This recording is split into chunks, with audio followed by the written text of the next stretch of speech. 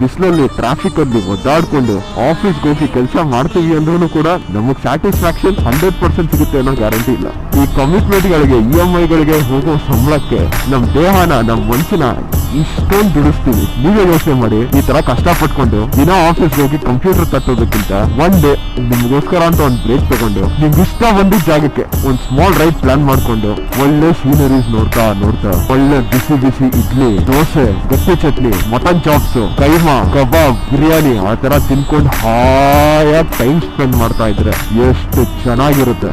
ನಾನು ಇದೇನು ಕೇಳ್ತಿದ್ದೀನಿ ನಿಮ್ಗೆ ಅಂದ್ರೆ, ನಮ್ ಎಫರ್ಟ್ಸ್ ನ ನಾವೇ ಅಪ್ರಿಶಿಯೇಟ್ ಮಾಡ್ಬೇಕು. ನಮ್ ಮ್ಯಾನೇಜರ್ಗಳು ಇವ್ರು ಅಪ್ರಿಶಿಯೇಟ್ ಮಾಡ್ತಾರೆ ಅನ್ನೋದು 50-50, ಸಿಕ್ಕಿದ್ರೆ ಸಿಕ್ತು, ಇಲ್ಲ ಅಂದ್ರೆ ಇಲ್ಲ. ಬಟ್ ಆಕ್ಚುಲಿ ಸ್ಪೀಕಿಂಗ್ ನಮಗ್ ಗೊತ್ತಿರುತ್ತೆ ನಾವ್ ಎಷ್ಟು ಎಫರ್ಟ್ಸ್ ಆಗ್ತಾ ಇದೀವಿ ಅಂತ.